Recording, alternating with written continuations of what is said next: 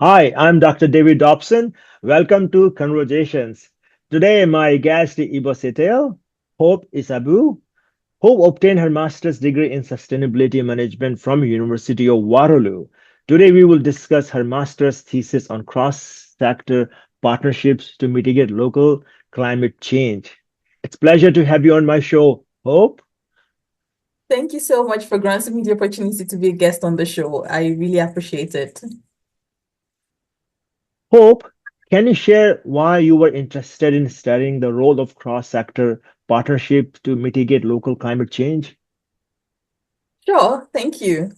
So I'll say my interest in studying the role of cross-sector partnerships in achieving local sustainability goals really stems from two things: my love for climate research and my real-world experience working with partnerships. I've always been drawn to understanding complex problems, particularly those related to climate change. And as an optimist, I'm always seeking solutions. So when I saw the gaps between ambitious climate goals and the actual progress being made, especially at the local level, I wanted to explore what makes some partnerships succeed where others don't.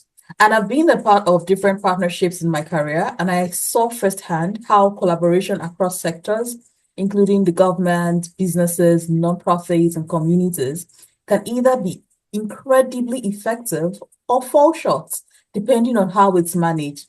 And that motivated me to dig deeper into what really drives success in these partnerships, especially as cities and municipalities take on bigger roles in climate action. And as we know, urban areas contribute over 70% of global greenhouse gas emissions. And with more people moving into cities, local action becomes even more critical. And at the same time, Canada right now has made some climate commitments, including reducing emissions to 40 to 45% by 2030 and achieving net zero by 2050. But it also faced real challenges in meeting those targets, especially given its reliance on fossil fuels. So to bridge the gap between national ambition and local action, we need all hands on deck. But the reality is government can't do it alone. And that's why I believe studying cross-sector partnerships is important. It's not just something that is nice to have, but they are essential to accelerating climate action in a way that is inclusive and effective. So ultimately, my goal was to understand how these partnerships can be structured, managed, and supported to actually drive measurable change in achieving net zero greenhouse gas emissions. And this makes this topic so timely and important, not just for research, but for policy and practice also. Hope, for your master's project, you studied the local cross-sector partnerships in Canadian municipalities for achieving net zero greenhouse gas emissions. Please tell us about your project. Thank you. So I'll start by saying the project topic or my research thesis topic was cross-sector partnerships Mhm. as an implementation strategy for achieving net zero greenhouse gas emissions in Canadian municipalities. But first, I would like to acknowledge NZAP. NZAP is the Municipal Net Zero Action Research Partnership, and this research is one of the initiatives of NZAP. The overarching goal of NZAP is to support Canadian municipalities in monitoring, measuring, and achieving their their greenhouse gas mitigation goals. And this research was funded by Cayman Future Cities, MITAX Accelerate, University of Waterloo, and the Graduate Studies Endowment Fund. Now, I chose this topic because of my interest in climate action, Uh-huh. my professional experience working within partnerships at international levels. And I've come to understand that climate change is a wicked problem, given its complex, multidimensional, um, and the fact that it's sometimes resistant to simple solutions. Mhm. And the focus was on urban areas simply because Mhm. cities are major contributors to climate crisis, Mhm. and they can be potential leaders in climate solutions. Mhm. According to IPCC, cities account for more than 70% of greenhouse gas emissions. Mhm. And with most of these emissions coming from buildings, transportation, and waste. Right now, we have over half of the global population living in cities, and we're Mhm. expecting that to increase to 60% by 2030, meaning that the role of municipalities is increasingly critical. Now, what is the role of local governments? They control about 50% of the emissions within their jurisdiction. And they use climate action plans for emission reduction while targeting municipal and community-wide sources, including buildings, transportation, and energy. Mhm. Now, what my research aims to examine is cross-sector partnership as an implementation strategy, how cities can bring together government actors, private sector players, and civil society to achieve shared climate goals. Now, empirical and grey literature strongly supports the role of large cross-sector partnerships in achieving sustainability challenges. Now, the question is, I've been talking about cross-sector partnerships. What are they actually? Yeah. So they involve the public, the private, and civil society. And they also include others like the local governments, universities, not-for-profits, and businesses, uniting all this, uniting their diverse skills and resources to collectively advance climate mitigation. Uh-huh. Right? And then there are three possible focus areas. We have the community-wide, and Mhm. these are partnerships that target community-wide emissions, Mhm. leveraging community-wide climate action plans. Mhm. And typically, these partnerships are Mhm. large, meaning that they usually have over 10 partners Mhm. involved in Mhm. them. Then Mhm. we have the sector focus. These are Mhm. partnerships that target Mhm. emissions from specific sectors. Mhm. So it could just be Mhm. one sector. It could be building, Mhm. transportation, waste. And so it varies. Sometimes it could be large cross-sector partnerships, which is over 10, or small cross-sector partnerships, which is less than 10. And then we also have project focus. These are initiative-based partnerships addressing emissions on a localized scale. And typically, these partnerships are small cross-sector partnerships. They usually involve less than 10 partners. Mhm. And how do we know that cross-sector partnerships have been effective? There was a report in 2015 by C40. The report was titled Powering Climate Action. It mentioned that cities that incorporate partnerships into their strategies often Mhm. achieve greater climate mitigation outcomes than those that do not. Okay. And other researchers have mentioned that cross-sector partnerships enable hyper-collective action, Mhm. allowing these diverse actors to pool resources, Mhm. align strategies, and co-deliver impact at scale. But Mhm. then there was a gap I noticed in the literature. Mhm. So while large cross-sector partnerships received significant attention, small cross-sector partnerships Mhm. focusing specifically on climate action remained underexplored. There Mhm. was not much information about small cross-sector partnerships focused on climate action. And then there was also limited understanding on how partnership size and structural design influence effectiveness and climate outcomes. And this led to my two core research questions, which is the relationship between the size and design of cross-sector partnerships focused on Mhm. climate mitigation, and how partnership size and structure influence plan outcomes in local cross-sector partnerships focused on achieving net zero greenhouse gas emissions. Hope, how did you conduct your research?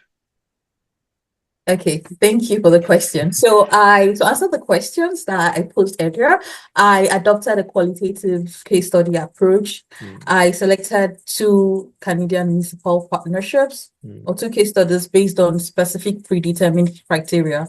Now, Mhm. this criteria was established by the NZAP Working Group 4, and the criteria included the partnership must have climate mitigation as an explicit goal. Mhm. It should be at its implementation or completion stage. It must be a formal partnership, not just a loose collaboration. And then the partnership had to be cross-sectoral, involving different sectors. There had to be some form of accountability mechanism to track progress. And to capture diversity in partnership structure, one case study featured a small number of partners, Mhm. and the other, a large network of organizations. Okay. And this led to selection of the Partenariat Climat Montréal and the Mhm. Bayview Glen SNAP neighborhood project. So the Mhm. Partenariat Climat Montréal, it's the Mhm. large cross-sector partnership because it had over 100 partners. And Okay. then the Bayview Glen SNAP project is a small cross-sector partnerships having less than 10 partners involved.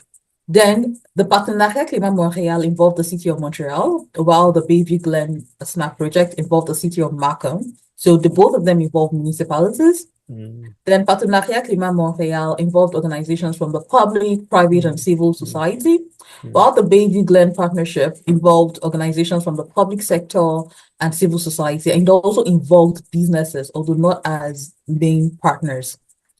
Then the Partenariat Climat Montréal is at its intermediate stage, while the Bayview Glen project was completed since 2018.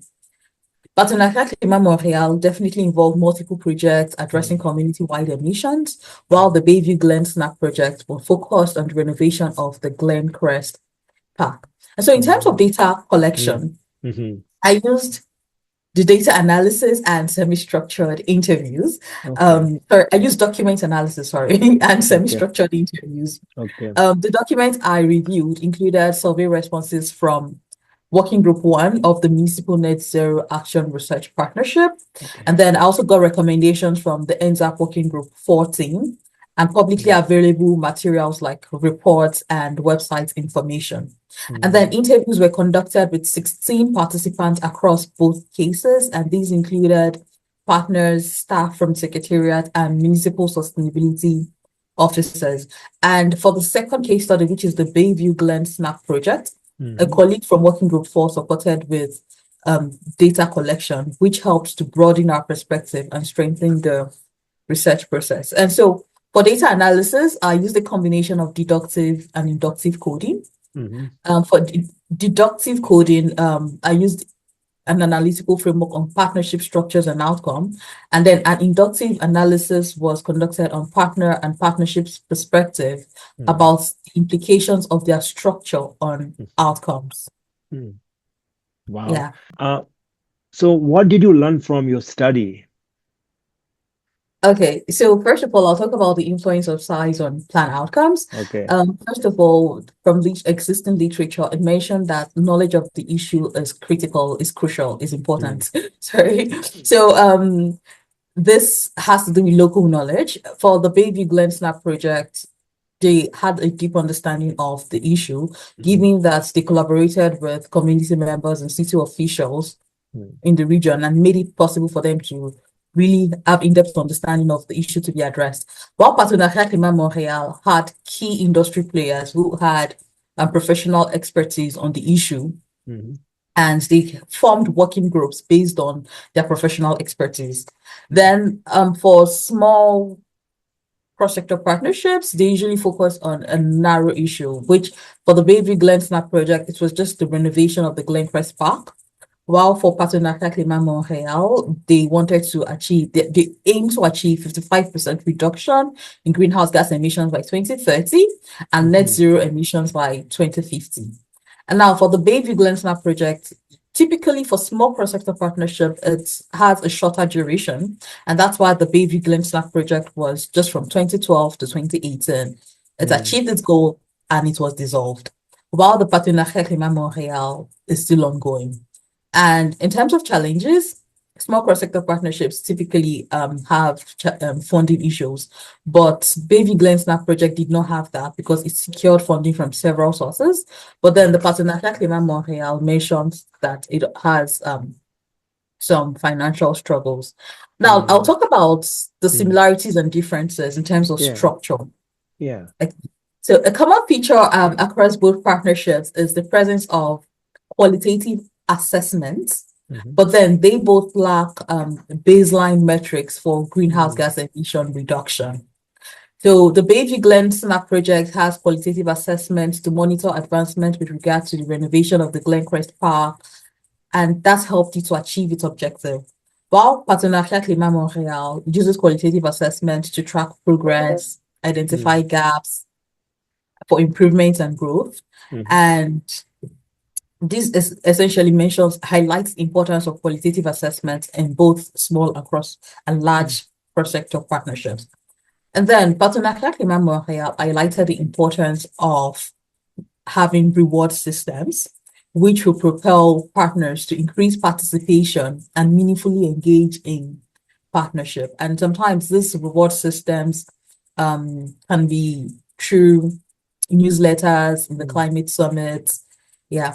And then the both partnerships also lacked baseline metrics for greenhouse gas emission reduction. Okay. And this made it difficult to actually track how much progress they've made in terms of reducing greenhouse gas emissions. Then communication emerged as another key similarity in both partnerships. The Bayview Glen Snap project demonstrated the importance of communication by incorporating multiple internal and external communication channels while prioritizing community engagement. And this made it possible to not just develop the project plan, but to also refine and enhance it. While Partenariat Climat Montréal emphasized the importance of communication through the presence of a dedicated staff who addresses partners' needs and tailors communication strategies accordingly, right? Mhm. And Yeah. they also developed strategies to involve vulnerable population and marginalized voices, including the youth and the indigenous people. Mhm.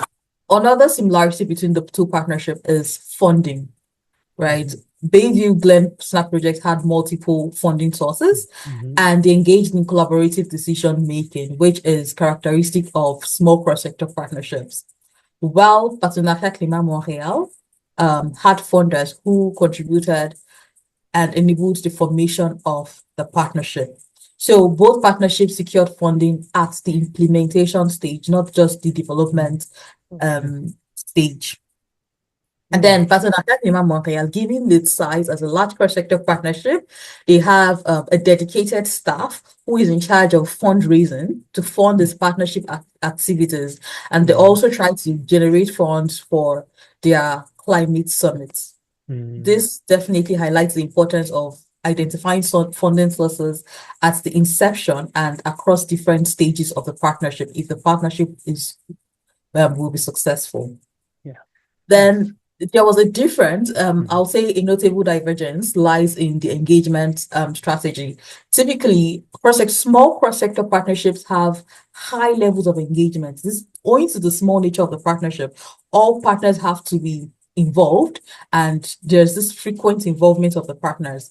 This helps to accelerate the project progress and help it to achieve its objective. Mhm. But in large cross-sector partnerships, it's typically characterized by varied levels of engagement, often determined by the roles of the partners. And we saw that with Partenariat Climat Montréal. It Mhm. had committees, which is the steering and executive, and then action groups.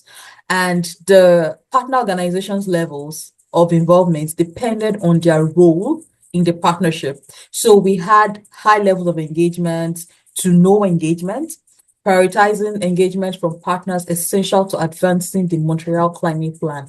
So they made sure that the key players in the industry were actively involved. Mhm. However, there were other partners who were not actively involved but could benefit from the resources provided by the partnership. So from that partnership, from Partenariat Climat Montréal, it was mentioned that it's important to establish partner roles in order Mhm. to sustain their engagement across the different stages of the partnership. Yeah. Then another key finding is the differing emphasis on reporting. So while the Bayview Glen Snap project did not mention reporting as crucial for achieving plan outcomes, Partenariat Climat Montréal recognized it as crucial for success. And so it mentioned that verbal reports presented during summits encouraged other partners to contribute significantly to implementing strategies to reduce greenhouse gas emissions. So I think this is the summary of the findings. Obviously, you did a lot of work and obviously very interesting summary. Hope, what do you hope to contribute from your project?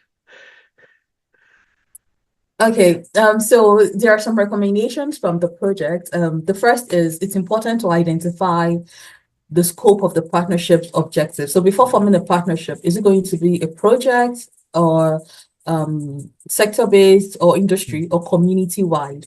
Because this would impact the size and the structure of the cross-sector partnership. It's also important to identify the jurisdiction of the issue, if it's local, provincial, or national, because there are times where an issue is meant to be addressed on the provincial level. So even if the partnership is formed on a local level, it will not be able to address that issue unless the provincial government is involved in the partnership. Then it's also important to define baseline metrics, particularly for greenhouse gas emissions, have progress indicators and accountability mechanisms. So it's not enough to say the partnership aims to achieve 6% reduction by 2026. This is just an example. Yeah. There has to be a baseline metrics determining the current state of greenhouse gas emissions in the region or the locality, and then establish progress indicators and timeline that would help to track progress to ensure that adjustments are made when necessary. Adjustment is made when necessary, and accountability mechanisms. Then it's also important to identify strategies for communication, conflict resolution, and frequency of communication, Yeah. because partners involved in the partnership Yeah. might not automatically know that they are meant to engage at a particular frequency. But if Mhm. they are informed of these communication strategies and the frequency of communication, Mm. most likely they would be willing to carry out, to be willing Mhm. to be involved in the Yeah. partnership. And then it's also important to identify strategies to maintain partners' engagement. And lastly, which is this last one is the most important, identify strategies for funding. Because most Mm. times partnerships are formed, Yeah. but when it gets to the implementation stage, lack of funding can lead to the dissolution of the partnership. Yeah. But if there is identified, if partnership the funding have been identified at the beginning, and strategies for funding have also been identified at the implementation or execution stage. It becomes easier to carry out the objective of the partnership, also achieve the objective of the partnership. And then lastly, it's important to document best practices. Even if the partnership failed, it's also important to document it so that another partnership can learn from the mistakes made and improve on it. And then when there are best practices that are documented, it makes it possible for other partnerships to also learn from these best practices. And for researchers, the research actually will be useful to them through academic scholars researching net zero climate action, climate change, cross-sector partnerships, and strategies for implementing municipal climate action. And then for practitioners, the study serves as a guide for organizations looking to form effective cross-sector partnerships and implement sustainable practices within their respective field. Okay. Wonderful. Hope, you serve in a nonprofit organization. Can you share some of the work you do there?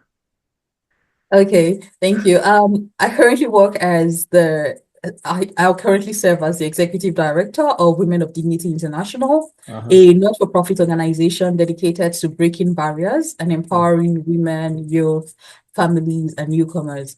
So in this Okay. role, I oversee a team of 10 staff members, including Mm. program managers and coordinators, who Wow. in turn support and supervise a dedicated group of volunteers. And Mm. together, we ensure that our programs are not only well executed, but also Mhm. responsive to the real needs of the Mm. community. We Mm. run several impactful programs, including a food bank, a community clothing initiative, a youth meet, Mm. which is a safe space where people can Mm. engage in meaningful conversations, build Mm. confidence, and develop Mm. leadership skills. We Mm. also have support programs that focus on skills acquisition, like hair care, Mm. cooking, craft, and financial literacy to help Mm. individuals build independence and Mm. economic resilience. Yeah. Then we also amplify the voices of underrepresented communities, Mm. particularly immigrant women and racialized groups, through storytelling platforms, workshops, and public engagement.